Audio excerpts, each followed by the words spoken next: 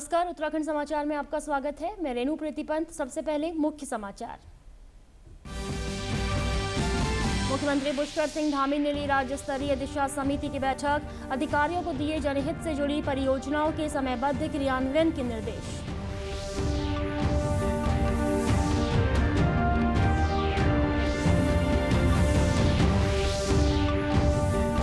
चमोली के नंदानगर में बादल फटने के बाद राहत और बचाव का काम दूसरे दिन भी जारी। लापता लोगों की तलाश में जुटी रेस्क्यू टीमें।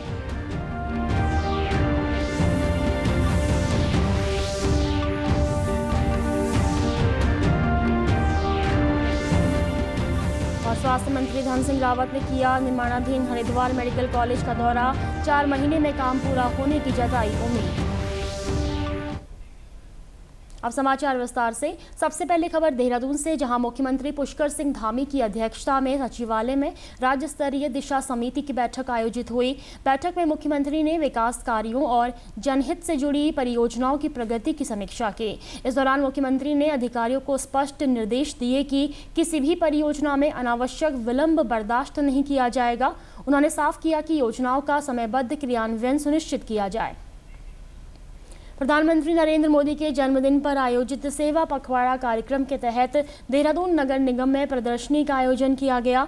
मुख्यमंत्री पुष्कर सिंह धामी ने फीता काटकर प्रदर्शनी का शुभारंभ किया। कार्यक्रम में भाजपा प्रदेश अध्यक्ष महेंद्र भट्ट, मेयर सौरभ थपलियाल, विधायक खजान दास और निगम कर्मचारियों सहित कई गणमान्य व्यक्तियों ने हिस्सा लिया। भाजपा प्रदेश अध्यक्ष महेंद्र भट्ट ने बताया कि सेवा पखवाड़ा के तहत सभी नगर निगमों में प्रदर्शनी का आयोजन किया जा रहा है। इस दौरान जगह जगह स्वास्थ्य शिविर व ब्लड डोनेशन कैंप लगाए जा रहे हैं। उन्होंने कहा कि उत्तराखंड में प्रधानमंत्री नरेंद्र मोदी के जन्मदिन को आपदा सेवा पखवाड़ा के रूप में मनाया जा रहा है और प्रत्येक कार्यकर्ता को आपदा पीड़ितों तक हर संभव मदद पहुंचाने को कहा गया है।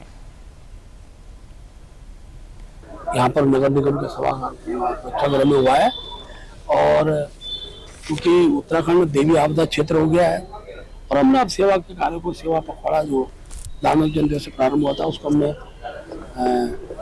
आपदा सेवा पखवाड़ा के रूप में उसको मनाने का काम किया है और उसको पूरे क्षेत्र में कार्यक्रम।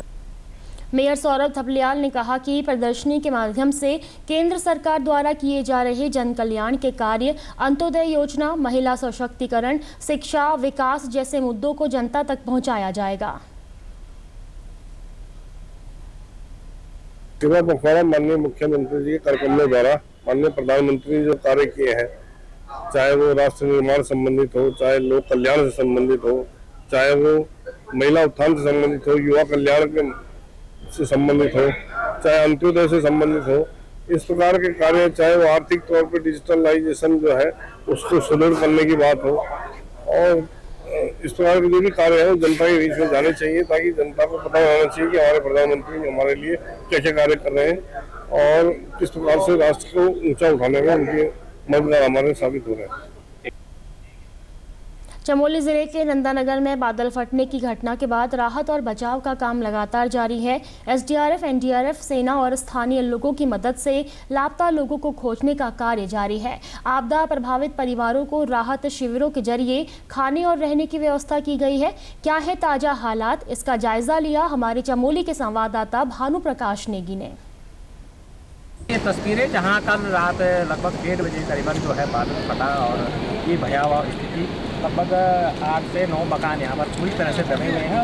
और तस्वीरें जो आपको दिखा रहे हैं यहाँ पर हमारे रेस्क्यू का कार्य लगातार जारी है और उसके ऊपर आप देख सकते हैं जहाँ पर ये बादल फट करके जो है इधर जो है ये रिहायशी इलाके में आया है और उसके बाद उसने जो तबाही मचाई है उसका मंजर साफ तौर पर यहाँ पर नज़र आ रहा है। अगर इस तरफ नज़र डालें तो यहाँ पर आप देख सकते हैं कि यहाँ की जो स्थिति है वो बहुत डरावनी है और यहाँ से जो है पीछे जो है अभी तमाम मशीनरी भी काम कर रही है, लेकिन देखा जाए तो उस तरह से जो है मशीनरी भी जो है काम नहीं आ पा रही है क्योंकि मलबा बहुत ज़्यादा आया है और उसे साफ करने का प्रयास भी किया जा रहा है। सचिन जी, ये बताओ जो ये भयानक मंजर हुआ है इस तरह की घटना की रात को लगभग 1:30 बजे अचानक ऊपर से बादल फटा और पता नहीं चल पाया और आदमी भाग भी नहीं पाए। लगभग 5-6 आदमियों के अभी 4 तो इसी परिवार के हैं जिसमें उनके पिताजी, उनकी पत्नी और एक बालक, एक बालिका और एक कोई महिला और एक तो डेड बॉडी मिल चुकी है। तो 6 आदमियों की दबे थे तो 1 मिल चुके हैं और काफ़ी ख़तरनाक यहाँ पे जो और आगे पे भी यहाँ से 100 मीटर आगे पे वहाँ भी बादल फटा और वहाँ पे भी लगभग 2 आदमी दबे हैं, अभी तक मतलब नहीं निकाले गए। जी, निश्चित तौर पर स्थिति बहुत भयावह है और लोगों को रेस्क्यू किया जा रहा है। जो बीमार हैं जो यहाँ से पार नहीं हो पा रहे हैं, जो अन्य जो आपदा से यहाँ पर ग्रसित भी नहीं हैं, जो बीमार हैं उनको आज हेली से जो है तमाम अस्पतालों में भेज दिया गया है। और इसके साथ साथ यहाँ पर शासन और प्रशासन की टीम पूरी नज़र बनी हुई है और सभी तरह के जो राहत और बचाव कार्य हैं उनको जो है उस तरीके से किया जा रहा है। भानु प्रकाश नेगी, दूरदर्शन समाचार, नंदानगर घाट, चमोली। अतिवृष्टि के कारण देहरादून समेत पूरे प्रदेश भर में सैकड़ों मार्ग अवरुद्ध हो रखे हैं। कई दुकानें, पुल और जनधन की हानि हुई है। वहीं राजधानी देहरादून की बात करें तो मसूरी विधानसभा क्षेत्र में भीषण तबाही की तस्वीरें देखने को मिल रही हैं। आज मसूरी विधायक और कैबिनेट मंत्री गणेश जोशी ने प्रशासन के अधिकारियों के साथ आपदा प्रभावित क्षेत्र सहस्त्रधारा, कालीगाड़, मजाड़ा गाँव पहुंचकर प्रभावित परिवारों से मुलाकात की और उन्हें हर संभव मदद का भरोसा दिया। इस मौके पर मीडिया से बात करते हुए मंत्री गणेश जोशी ने कहा कि 2 दिन पहले हुई अतिवृष्टि ने हमारे विधानसभा क्षेत्र में भीषण तबाही मचाई है, जिससे अभी तक 11 लोग हताहत हुए हैं, जबकि 8 लोग अभी भी लापता हैं। कालीगाड़ में 4 लोग अभी भी मलबे में दबे हैं, जिनकी तलाश करने के लिए जेसीबी लगातार काम कर रही है। हमने मुख्यमंत्री से 300 करोड़ के आर्थिक पैकेज की मांग की है। हमारी सरकार इस संकट की घड़ी में उनके साथ खड़ी है, क्योंकि मेरे तो परिवार के लोग हैं, घर के लोग हैं, जिन्हीं की बदौलत मैं आज इस स्थान पर हूँ और मैं लगातार आज तीसरा दिन है यहाँ लोगों के संपर्क में हूँ। आज मैं पीड़ित परिवारों से भी मिला हूँ, वहाँ पर आपदा के कुछ चेक भी मैंने वितरित किए हैं। और इस आपदा से सबसे ज्यादा नुकसान मसूरी विधानसभा को हुआ है। सहस्त्रधारा में 100 से अधिक दुकानें हो गई। कैबिनेट मंत्री धन सिंह रावत ने हरिद्वार के नवनिर्मित मेडिकल कॉलेज का दौरा किया। उन्होंने आश्वासन दिया कि जल्द ही यहां ओपीडी सेवाएं सुचारू रूप से शुरू कर दी जाएंगी। उन्होंने उम्मीद जताई कि जल्द ही मेडिकल कॉलेज में बच्चों के अध्ययन के लिए विशेषज्ञ डॉक्टरों की नियुक्ति की जाएगी और छात्रों की संख्या भी बढ़ाई जाएगी। डॉक्टर धन सिंह रावत ने कहा कि मेडिकल कॉलेज का 80% कार्य पूरा हो चुका है और केवल 20% काम बाकी है, जो जल्द पूरा कर लिया जाएगा। उसके बाद यहां प्रतिदिन ओपीडी का कार्य शुरू कर दिया जाएगा। फिलहाल यहां सप्ताह में 2 दिन ओपीडी का कार्य किया जा रहा है। देखिए, आज हरिद्वार मेडिकल कॉलेज का निरीक्षण कर रहे हैं और हमारा सरकार का प्रयास ये है कि अभी 20% काम यहाँ बाकी बचा है, 80% काम पूरा हो चुका है। हम चाहते हैं कि 3-4 महीने में पूरा काम हो जाए, ताकि पूरा स्टाफ हो गया, फैकल्टी हो गया, हमारे बच्चे हो गए, सब यहाँ शुरू हो जाए रहना आवासीय उसमें।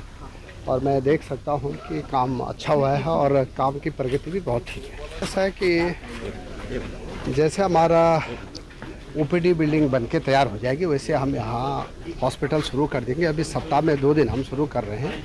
मुझे लगता है कि 3 या 4 महीने में यहाँ पूरा हॉस्पिटल हम रन कर देंगे। विधानसभा अध्यक्ष ऋतु खंडूरी ने कण्वाश्रम का दौरा किया। इस दौरान उन्होंने कण्वाश्रम स्थित पुरातात्विक महत्व की काष्ठ कला का निरीक्षण किया। उन्होंने कहा कि बतौर क्षेत्रीय विधायक केंद्र और राज्य सरकार के सहयोग से कण्वाश्रम को पर्यटन मानचित्र पर वैश्विक पहचान दिलाना उनका पहला मकसद है। उन्होंने घोषणा की कि अगले माह तक कण्वाश्रम में शकुंतला पुत्र चक्रवर्ती राजा भरत की प्रतिमा स्थापित की जाएगी। उन्होंने बताया कि कण्वाश्रम को धार्मिक एवं साहसिक पर्यटन का प्रमुख केंद्र बनाया जाएगा। यहाँ योग, ध्यान और अध्यात्म की परंपरा को पुनर्जीवित करने के साथ साथ आश्रम पद्धति के अनुरूप सप्त ऋषि मंडप का निर्माण करने की योजना है। विधानसभा अध्यक्ष ने विश्वास जताया कि सामूहिक प्रयासों से कण्वाश्रम को राष्ट्रीय और अंतर्राष्ट्रीय पर्यटन मानचित्र पर प्रतिष्ठित किया जाएगा और यह क्षेत्र पुनः अपनी गौरवशाली पहचान बनाएगा।